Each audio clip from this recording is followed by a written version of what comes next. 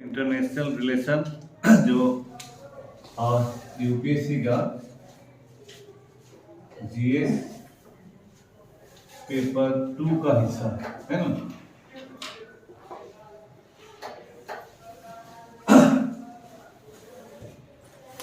Paper 2 में एक important segment है और इसके अंतर्गत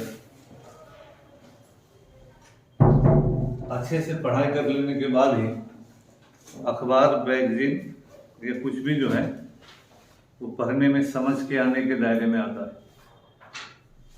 है। इन हाल के दिनों में इसका इम्पोर्टेंस मल्टी डिसिप्लिनरी है। एक ही ऐसा नहीं केवल आईआर हम पढ़ते हैं तो केवल आईआर के सवालों का ही आप समाधान करते हैं। आईआर अगर आप अच्छे से पढ़ते हैं तो आप कॉन्स्टिट्यूशन के भी बहुत सारे चीज़ों को समझते हैं। आप करंट इकोनॉमी का जो वर्ल्ड लेवल का चीज़ होता है उसको समझते हैं। ज्योग्राफिकल या जियो पॉलिटिक्स होता है उसको समझते हैं, है ना। तो किसी भी तरह की घटना होती है या इवन करंट रिलेटेड अगर कोई हिस्टोरिकल घटना होती है तो उसको भी समझते हैं। तो आईआर जो है इंटरनेशनल रिलेशन, जो कि केवल वर्तमान सिचुएशन को नहीं जानता है, कोई भी संसार का जो भी देश है, इंटरनेशनल ऑर्गेनाइजेशंस हैं या दो देशों के बीच विवाद है या किसी भी तरह का जो नेशनल और इंटरनेशनल किसी तरह की भी जो घटनाएं होती हैं वो सब का अपना अपना पृष्ठभूमि होता है। तो जब हम इस तरह की घटनाओं को पूरी तरह से समझते हैं तब जाके बहुत सारा चीज हमको समझ में आता है। इसलिए करंट अफेयर्स जो है इम्पोर्टेंट सेगमेंट बना हुआ है। इसमें यूपीएससी में भी आपको 10 से 12 सवाल प्रीलिम्स में 10 से 12 सवाल का मतलब क्या हुआ, 20 नंबर से लेके 24 नंबर तक का सवाल करंट अफेयर्स से आता है ना। 20 से लेके 24 नंबर, यानी एक सवाल जीएस में 2 नंबर का होता है, यूपीएससी में पीटी का जो सवाल होता है। तो प्रीलिम्स में भी 200 में आपको, और पास करने के लिए अभी के ज़माने में 50 से 55% यूपीएससी में प्रीलिम्स के लिए, मेंस के लिए भी एवरेज हो ही जाता है। 50 से 50% आपको पास करने के लिए काफ़ी होता है। तो वहाँ आपको 20 से 24 नंबर का सवाल है। अगर आप बीपीएससी देख रहे हैं तो बीपीएससी में अभी 30 नंबर या 30 सवाल आ रहा है करंट अफेयर से।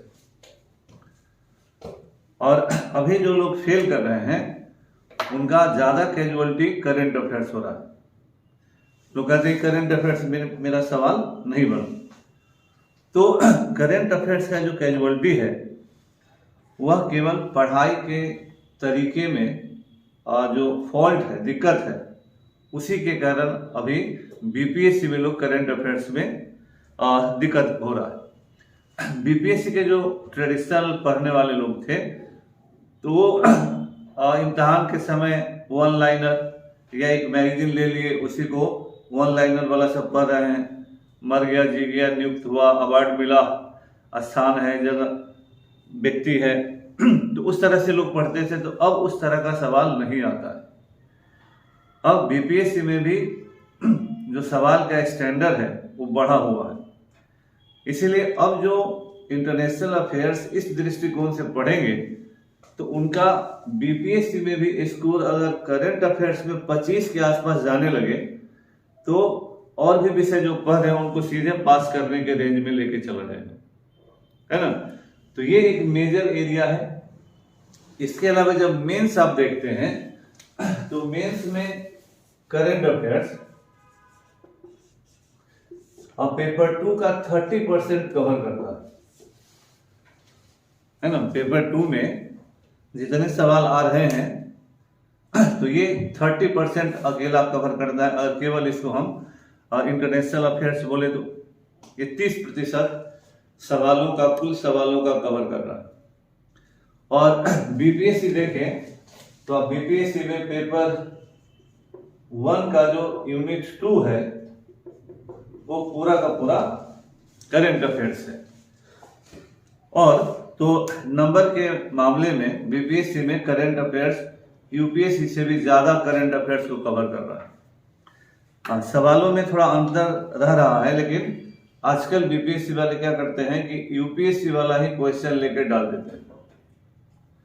तो जब आपका पढ़ाई का लेवल हाई नहीं रहेगा तो उन सवालों का समाधान आपके लिए मुश्किल हो जाएगा। इसीलिए इंटरनेशनल अफेयर्स की पढ़ाई और जानकारी इन टोटलिटी में पूरे सिस्टम के हिसाब से, हर दृष्टिकोण से बहुत इम्पोर्टेंट हो जाता है ना। इसीलिए आज के समय में करंट अफेयर्स जो है हर इम्तहान के लिए डिसाइसिव हो गया है ना। तो उसको उसी दृष्टिकोण से जो आदमी पढ़ेगा वही बीपीएससी भी आज के ज़माने में पास करना हुआ तो करेगा। अब बीपीएससी का सिलेबस देखिए, इतना ही दिन में 2 बार बदल दिया, एग्जामिनेशन पैटर्न 2 बार बदल दिया। इसीलिए जब लोगों को समझाया जाता है कि भाई आप टोटलिटी में पढ़िए, नहीं तो बीपीएससी का सिलेबस आज आप पढ़ रहे हैं और कल चल के बदल जाएगा, तो फिर आपको जीरो से पढ़ाई स्टार्ट करना पड़ेगा, है ना। तो लोगों का दिमाग ही सठियाया हुआ रहता है, तो हम लोग क्या कर सकते हैं। तो इसीलिए अभी इन लोगों ने अब ऐसे कर दिया है बीपीएससी में 300 नंबर का। तो अभी जितने बहुत सारे यूट्यूबर हैं जो यूट्यूब के माध्यम से महान शिक्षक बन गए हैं, तो उनको लगता है कि ये तो बड़ा अच्छा परिवर्तन हुआ। उस सब मूर्ख सबको इतना भी नहीं पता है कि जी ऐसे 300 नंबर का वही अच्छे से लिख सकता है जो यूपीएससी दे रहा है, क्योंकि यूपीएससी में ऐसे अलग से पहले से एक पेपर है। बीपीएससी के जो शुरू से तैयारी कर रहे हैं वो ऐसे ओरिएंटेड नहीं है, और ऐसे भी अच्छा से वही लिख सकता है जिसका करंट अफेयर्स बढ़िया हो, क्योंकि ऐसे का आधा सेक्शन नेसेसरली करंट अफेयर्स होता है। यूपीएससी में भी 2 ऐसे लिखने के लिए आता है, तो एक ऐसे करंट अफेयर्स होता है और एक इमेजिनेटिव होता है, काल्पनिक होता है, जहां आपके कल्पना करने की शक्ति का वो लोग चेक करते हैं। और इसमें अगर 300 नंबर का ऐसे आएगा तो हो सकता है कि साइंस रिलेटेड हो, इकोनॉमी रिलेटेड हो, करंट अफेयर्स रिलेटेड हो, जो भी हो, लेकिन ऐसे लिखने के लिए इन चीजों को विस्तृत तौर पर पढ़ना होता है, फिर उसकी प्रैक्टिस करनी होती है। तो 3 घंटे में जो 300 नंबर का ऐसे लिखेगा उसको ऐसे लिखने लायक मटेरियल अपने अंदर चाहिए। तो ऐसे भी आधा आईआर होता है। इसीलिए यूपीएससी में अगर 1000 नंबर का जीएस है तो उसमें 125 नंबर और भी जोड़ दीजिए जो ऐसे का होता है। 125 नंबर का अलग टाइप का ऐसे होता है, लेकिन 125 नंबर भी जीएस का ही हिस्सा होता है। तो इसलिए यहाँ जो कहने का मतलब है कि ये चीज आपको ध्यान में रखना है कि यूपीएससी के प्रीलिम्स में 20 से लेकर 24 नंबर आईआर है, करंट अफेयर्स है। बीपीएससी में 30 सवाल 30 नंबर आईआर है। मेंस में 30% डायरेक्ट आईआर है, और बीपीएससी का पूरा 1 यूनिट आईआर है ना। तो जो आईआर पर कमांड करेगा वो न केवल आईआर समझेगा बल्कि करंट पॉलिटी समझेगा, करंट इकोनॉमी से भी रिलेट होगा, है ना, करंट साइंस टेक के बारे में भी उसको आइडिया होगा। तो अंतर्राष्ट्रीय घटनाओं के बारे में जानकारी अप टू डेट होगा। और इसके लिए हर आदमी को एक अखबार रेगुलर पढ़ना चाहिए। अंग्रेजी में है तो हिंदू पढ़िए, और हिंदी में है तो टेलीग्राम चैनल सब्सक्राइब करके बहुत सारे अखबारों का जो एडिटोरियल आता है, तो हिंदुस्तान या इस तरह का एक अखबार पढ़िए, लेकिन एडिटोरियल सब थोड़ा ज़्यादा देखने का प्रयास कीजिए, तब जाके आपका नेशनल इंटरनेशनल अफेयर्स इनरीच करेगा। आज भी हिंदुस्तान का मिडिल पेज का एक आर्टिकल हिंदी में भी बढ़िया है ना, जो बायोडाइवर्सिटी पर जो सम्मेलन हुआ है उसका, उस पर लिखा हुआ आर्टिकल है। तो उस तरह के आर्टिकल एक अखबार रेगुलर पढ़िए, योजना मैगजीन रेगुलर पढ़िए, है ना, और एक कोई कंपटीटिव मैगजीन इसलिए पढ़िए कि हाँ कंपटीशन के बारे में क्या क्या चेंजेज हो रहे हैं वो आपको आइडिया लगता रहे लेकिन योजना रेगुलर पढ़िए। बाद में अगर मौका मिले तो हिंदी में भी वर्ल्ड फोकस आता है, अंग्रेजी में तो आता ही था पहले से, अब हिंदी में भी आता है वर्ल्ड फोकस। तो वह एक मेजर घटना पर पूरा का पूरा मैगजीन होता है, खैर वो बहुत ज़्यादा हो जाता है, लेकिन कभी कभी इम्पोर्टेंट इशू पर निकले तो उसको खरीदा कीजिए, ठीक है ना। तो इतना आप कीजिए। हम लोग जो यहाँ आईआर पढ़ेंगे ये पूरा का पूरा विस्तृत तौर पर हर सेक्शन को देखेंगे ताकि दूसरे सेक्शन में भी इससे फायदा मिले। आप लोग जैसे अंग्रेजी में तो हम किताब बताए हैं प्रवनीत सिंह वाला, हिंदी में आप अभी एक नया किताब मैगरा हिल से आया है, उदय भान सिंह का, जो हमें इकोनॉमिक्स पढ़ा के गए हैं, तो उनका भी अंतर्राष्ट्रीय संबंध पर एक किताब है। और भी किताबें हैं बाजार में, कोई एक किताब निश्चित रूप से ले लीजिए और फिर जो यहाँ पढ़ाई हो तो उस किताब को आधार बनाइए, फिर ये पढ़ाई और अखबार, ये सब करते चले जाइएगा। तो आगे के समय में अखबार पढ़ना, न्यूज देखना, मैगजीन पढ़ना फिर आपको ज़्यादा अच्छे से समझ में आएगा कि कोई भी चीज़ हम जो पढ़ रहे हैं, समझ रहे हैं, वह किस तरह से करें। इसके अलावे क्वेश्चन बैंक अपने पास रखिए, है ना, और हम क्वेश्चन भी लगता है कि शेयर किया होगा रात में मुकुल तो यूपीएससी का तो क्वेश्चन बैंक उनके साइट पर रहता है, लेकिन बीपीएससी का क्वेश्चन बैंक नहीं रहता है उनके साइट पर, तो वो क्वेश्चन बैंक खरीद लीजिए, है ना। तो दोनों चीज आपके सामने रहना चाहिए, किस तरह के सवाल आ रहे हैं। तो जब वो टॉपिक पढ़ा जाएगा या अभी से ही एक तो विस्तृत आप पढ़ेंगे कि हाँ उस टॉपिक पर विस्तृत क्या है। अरे मैसेज गया हुआ उत्कर्ष, इसमें जुड़ जाइए, नहीं रिकॉर्डिंग नहीं रहे। मैसेज गया ना तुम तब, एक मेरे अलावा कोई नहीं रहेगा तो रिकॉर्डिंग नहीं मिलेगा, तो रिकॉर्डिंग भी नहीं मिलेगा। अच्छा अभी वाला है सब ऐसे ही पढ़िए, अभी इसका रिकॉर्डिंग भी नहीं मिल पाएगा, अभी छोड़ दीजिए, जुड़े रहिए चाहे नहीं जुड़े रहिए, है ना। तो अभी इतना आप लोग समझिए जो समझा रहे हैं। तो ये जो है क्वेश्चन बैंक अपने पास रखिए। आईआर का 2013 से 2022 तक का जीएस पेपर 2 का जो है हम लोग भी शेयर किए हैं, और फिर जब दूसरा क्लास होगा तो इस पर आएगा, तो उसको आप देखते रहिए, है ना। तो इसमें जो है निश्चित रूप से दो काम करना है कि एक तो सिलेबस सामने हो, क्वेश्चन बैंक सामने हो, एक किताब रहे, मैगजीन अपना देखिए, और अखबार उसके साथ अप टू डेट रहिए, है ना। तो इसका आपका पूरा का पूरा जो अध्ययन है वो एक लाइन पर रहेगा निश्चित रूप से, और तब जाके मेंस का पढ़ाई जो यहाँ से ज्यादा आपको समझ में आएगा हर सेक्शन। चाहे कि वर्ल्ड में न केवल पॉलिटिकल रिलेशन बल्कि लोगों का जो देशों का इकोनॉमिक रिलेशन आज के जमाने में है। जब पोस्ट 1989 जब सोवियत रूस का विखंडन हुआ तो उसके बाद की दुनिया जो ग्लोबलाइज्ड वर्ल्ड कहलाती है या ग्लोबलाइजेशन कहलाता है, तो केवल अभी यूक्रेन वार के कारण पॉलिटिकल शिफ्ट किया है मामला, अदरवाइज इकोनॉमिक ग्रुपिंग का ज्यादा ये जमाना है।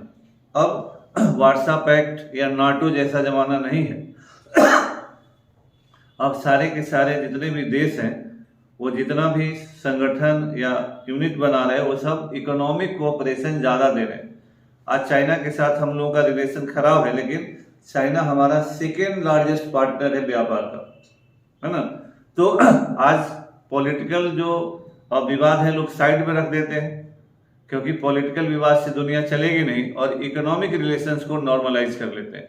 तो आज जो हमारे विश्व में कहीं भी कोई भी देश अब फर्स्ट प्रायोरिटी इकोनॉमिक रिलेशन को देता है। पॉलिटिकल जो विवाद है उसको सेकेंड प्रायोरिटी, उसमें नेगोशिएशन चलता रहता है। इसीलिए इकोनॉमी डिसाइड कर रहा है वर्ल्ड के हर रिश्ते को। इसीलिए आज हम लोग चाइना के खिलाफ, या चाइना इतना भी करता है लेकिन सरकार के लेवल पे कोई डिसाइसिव स्टेप नहीं लिया जाता है। केवल दिखावा वाला स्टेप होता है कि हाँ 10-50 ऐप बंद कर दिए, उससे कुछ नहीं होता है। अभी भी चाइना हमारा सेकेंड लार्जेस्ट पार्टनर है ट्रेड में, है ना। उसको भी बाजार चाहिए, हमको भी व्यापार चाहिए।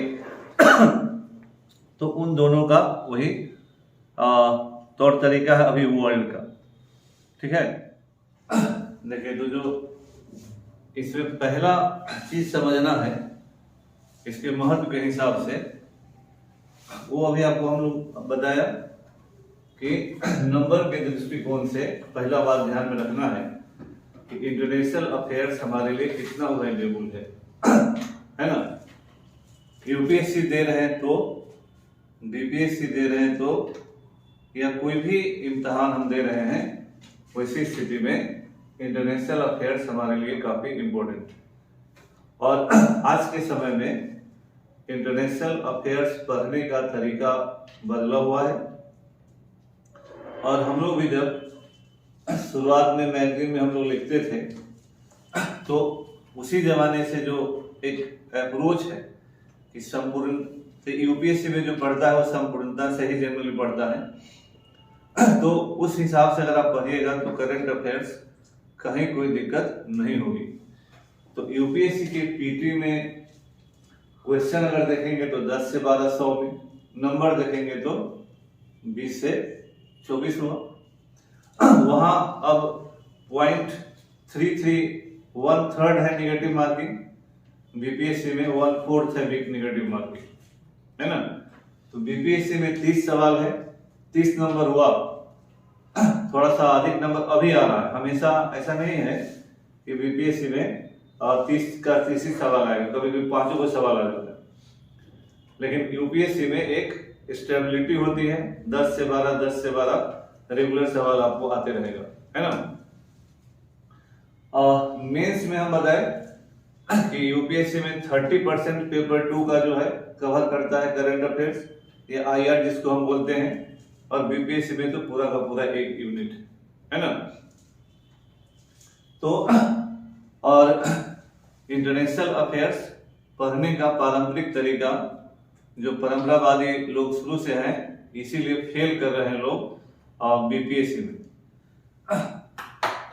बीपीएससी में चोरी बेईमानी होती होगी, कोई प्रमाण तो नहीं हम लोग के पास कि हम लोग कहें कि हाँ चोरी हुई भी करता है, लेकिन ऐसा नहीं होता है कहीं भी कि पूरी की पूरी दुनिया लूट जाएगी।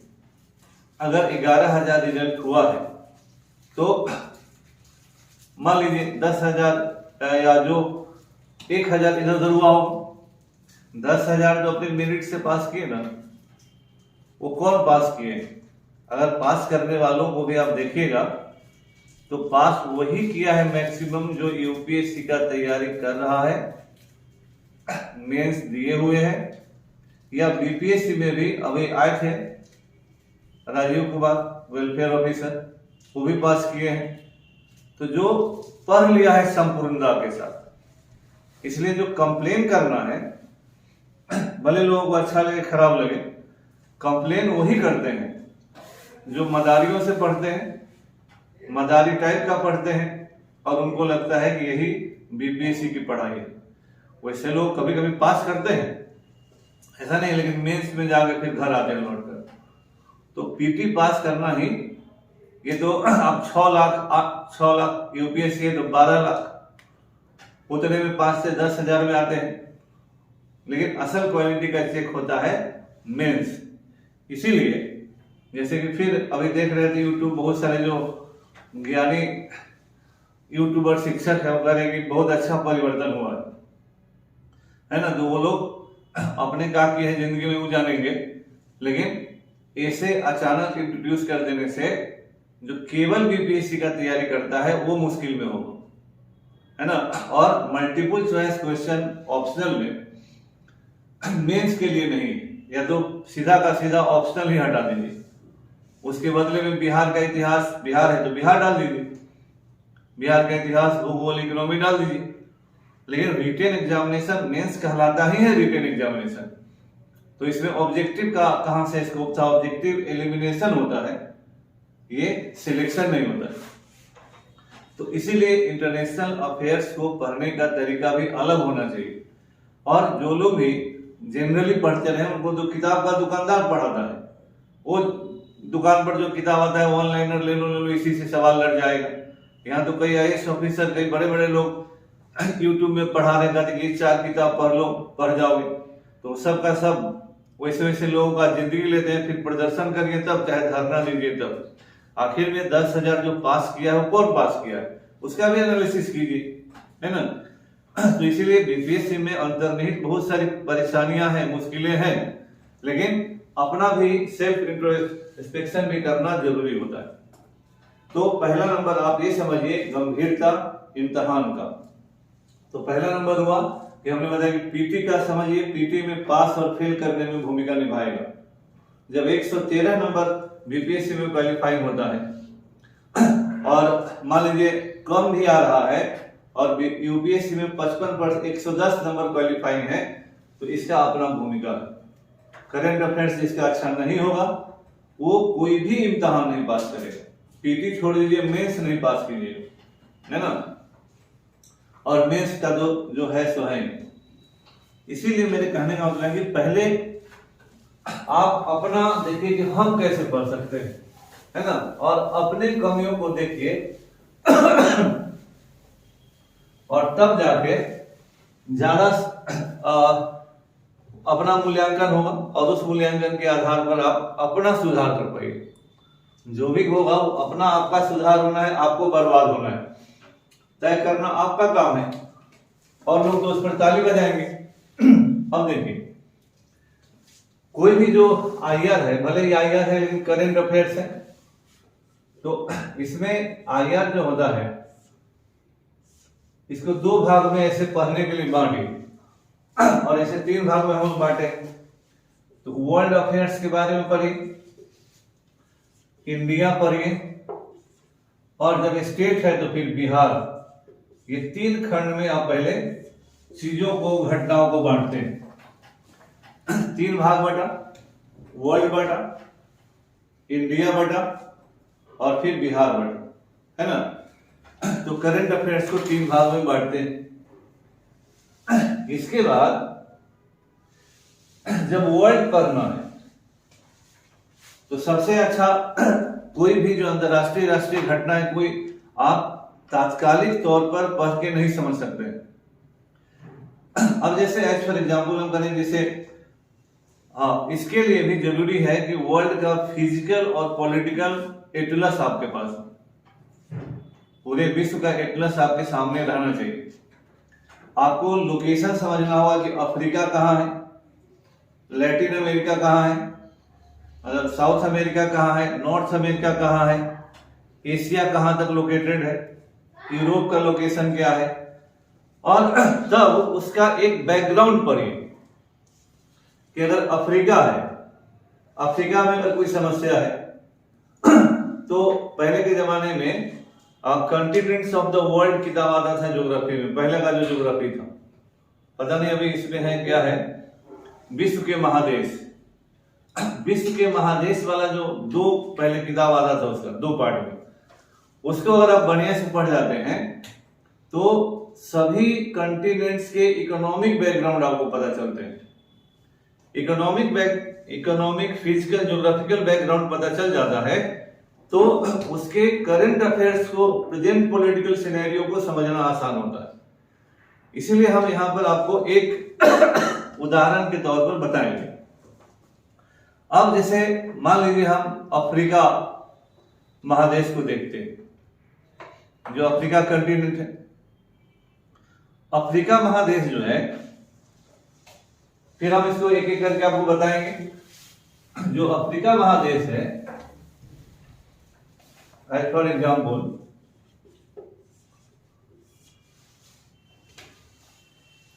उसमें भी शेयर हो सकता है, लेकिन मान लीजिए अभी बोर्डे पर देखिए,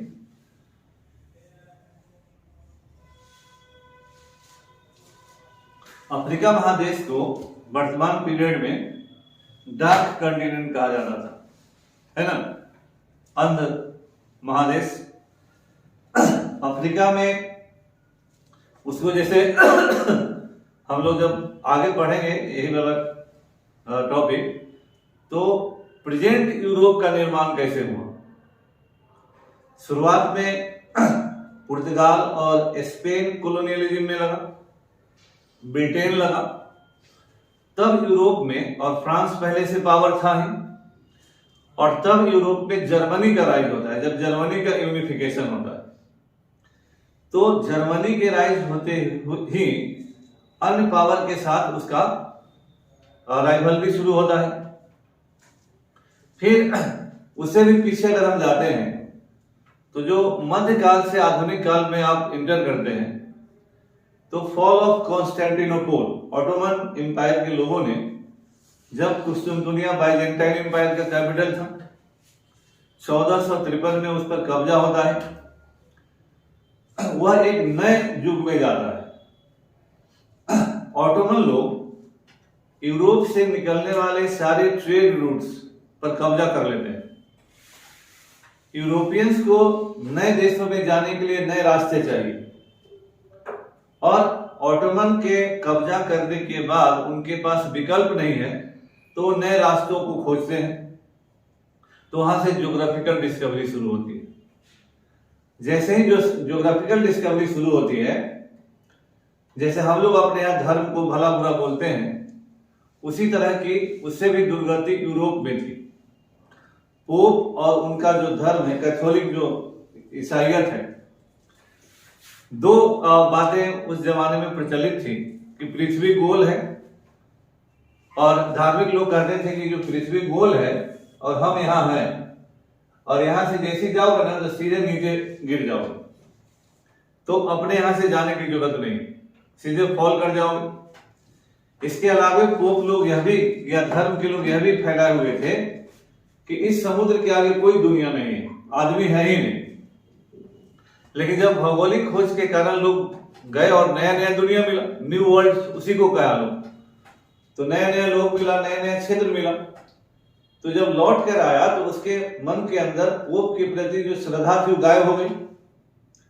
एक तरह से एक्सप्लोड कर गया वो मिथ कि गिर जाएंगे नीचे और इसके आगे तो दुनिया ही नहीं। तो उन लोगों ने पोप पर सवाल उठाना शुरू किया। उससे रेनेसा हुआ, रिफॉर्मेशन हुआ, इनलाइटमेंट हुआ, और पोप के खिलाफ यूरोप में एक संघर्ष होता है। इसी क्रम में मर्केंटिलिज्म हुआ। जब स्टेट स्पॉन्सर ट्रेड होता है तो उसको मर्केंटिलिज्म बोलते हैं। देश ही जैसे स्पेन, पुर्तगाल, फ्रांस और ब्रिटेन ने देश में व्यापारियों को सहायता किया पीछे से, तो स्टेट स्पॉन्सर्ड हुआ। तो उसी से शुरुआती कैपिटलिज्म हुआ, इंडस्ट्रियलाइजेशन हुआ।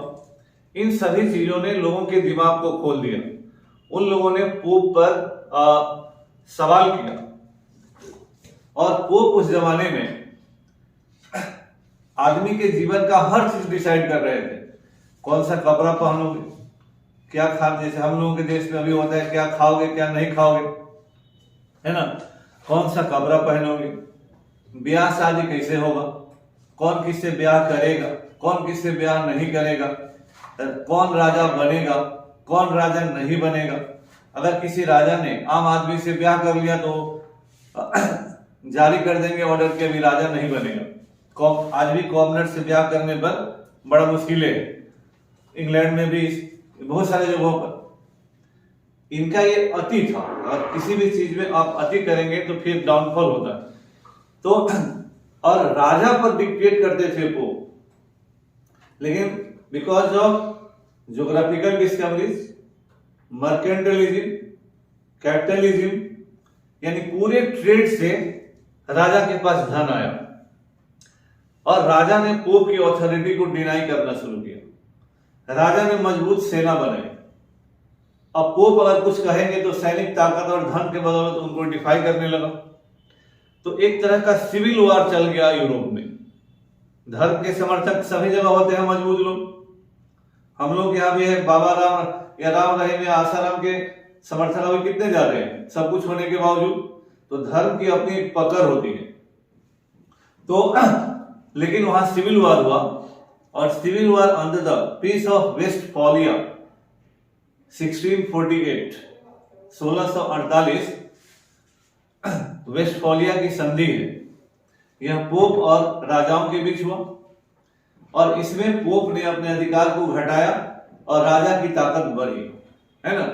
तो 1648 वेस्टफालिया की संधि ने राइज ऑफ नेशन स्टेट्स, राष्ट्र राज्यों के उदय का रास्ता प्रशस्त किया।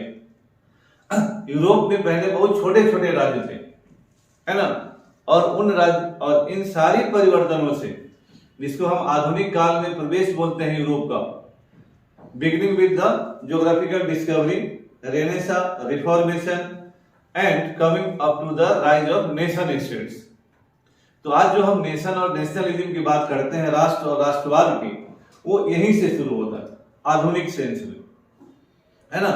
तो बड़े बड़े राज्यों का निर्माण होना शुरू हो। इसी क्रम में कई राष्ट्र जो बिखरे हुए थे एक हुए, आगे चलकर जर्मनी का एकीकरण हो, इटली का एकीकरण हो। It was the same process. Even जो इंग्लैंड है, आज यूके बना, इंग्लैंड ने स्कॉटलैंड पर कब्जा किया, वेल्स पर कब्जा किया, आयरलैंड पर कब्जा किया। आज भी आयरलैंड का आधा हिस्सा है और आधा हिस्सा लड़ाई करते रहता है। तो ये कहलाता है राइज ऑफ नेशन स्टेट्स। तो राष्ट्र की जो राष्ट्र राज्यों का जब उदय हुआ, तो फिर उनमें भी लड़ाई हुआ कि हम ज्यादा तो हम ज्यादा, और कॉलोनियलिज्म का इसी समय विकास हुआ, उपनिवेशवाद का विकास हुआ, और इसी से इंपीरियलिज्म हुआ। तो ज्यादा से ज्यादा क्षेत्र पर कब्जा करने की ललक विश्व को कई गुटों में बांटने लगा। एक तरफ जर्मनी हुआ, उसी समय रूस था, उधर फ्रांस था, और उधर ब्रिटेन था, है ना, और बीच में से यूएसए का राइज हो रहा था। तो ये सारी शक्तियां क्लैश ऑफ इंटरेस्ट हुआ। तो वहां भी यूरोप में भी दो दो ग्रुप उसी जमाने में बना। एक ग्रुप सेंट्रल पावर हुआ और एक अलाइंस कहलाया। तो वहां भी वो लोग आपस में लड़े, पहले कॉलोनियल कंट्रोल के लिए, और बाद में यही लेते लेते लेते वर्ल्ड वॉर 1 करवा दिया। तो अपने अपने हित को प्रोटेक्ट करने के लिए लोग चले गए वर्ल्ड वॉर 1 में, है ना, गुटबाजी हुआ। वर्ल्ड वॉर 1 के बाद प्राइमेसी दिया गया। निश्चित रूप से ये समय ही यूएसए के सर्च करने का था, लेकिन वर्ल्ड वॉर 1 के बाद यूएसए ने ब्रिटेन और फ्रांस को ही आगे रखा। मैंडेट सिस्टम बना, उसको भी हम लोग आगे डिटेल पढ़ेंगे। और आगे चलकर यह जो है वर्ल्ड वॉर 2 तक चला गया, और वहां जाते जाते ब्रिटेन पस्त हो गया, और वहां से फिर यूएसए और यूएसएसआर का समूह चला, बाइपोलर वर्ल्ड हो गया, और तब कोल्ड वॉर का रेजिम रहा। और कोल्ड वॉर का रेजिम 1989 में खत्म होता है, जब यूएसएसआर का विखंडन हो जाता है, और फिर हम ग्लोबलाइजेशन में आते हैं, है ना। तो ये एक नॉर्मल वर्ल्ड का फिनोमिना रहा इस पीरियड में जब हम लोग यहाँ आते हैं। तो हर स्टेज को हम लोग एक एक करके देखेंगे, ठीक है।